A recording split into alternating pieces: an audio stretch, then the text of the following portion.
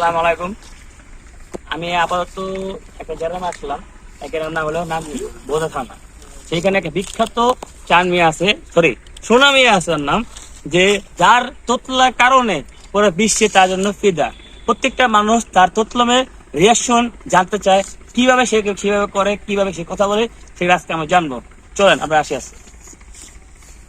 চলেন আমার সামনে এগিয়ে দেখি কোনো লোক আছে কিনা, গ্রামের লোক কারণ খুব ফাঁকা। এই সামনে একটা ভাই পাইছে, ভাইকে জিজ্ঞেস করি শুনামি বাসা কোথায়। আসসালামু আলাইকুম ভাই, আপনার নাম কি ভাই?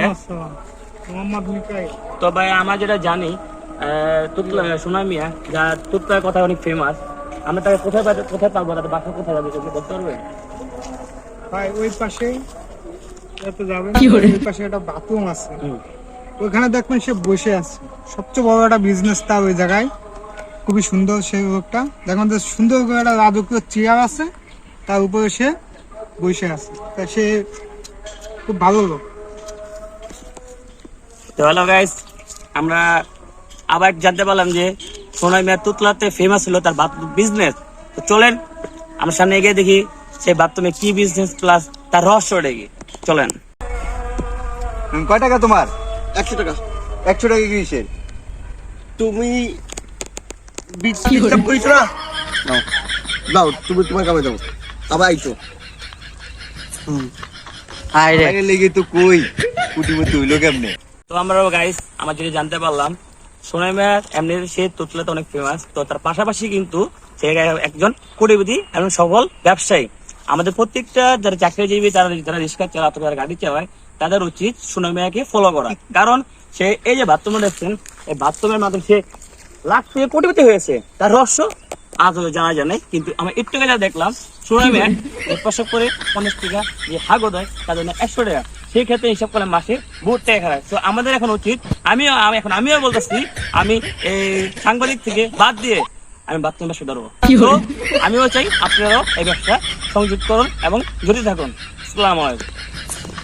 পৃথিবীতে সবকিছু সবকিছু দেওয়া যায়, একটি জিনিস দেওয়া যায় না, সেটা কি বন্ধ করতে গেরা। হ্যালো গাইস, আমরা বর্তমানে এমন একটা জায়গায় আছি যেখানে দাদা আমল থেকে বর্তমানে অনেক কিছু এখন রয়েছে। আসলে এই জায়গাটা দেখেছেন, একসময় এটা রাজাদের বাগান ছিল, কিন্তু এর থেকে রহস্য আছে রাজাদের ওয়াশরুম, বলতে আমরা এটা বুঝি বাথরুম। সেখানে কেউ হাঁটতে গেলে অথবা কিছু করতে গেলে তাদের টুনটুনি খাড়ায় না। চলেন আমরা সামনে সেই বাথরুমটা দর্শন করে আসি। এটা সেই বাথরুম। ভাই, আপনি যে রাজা আমল ধরে যে বাথরুমে যে হাঁটতেছে, সেই ক্ষেত্রে আপনার অনুভূতি কি রকম, যেহেতু জমিদারের রাজার আমলদের এই ওয়াশরুমটা?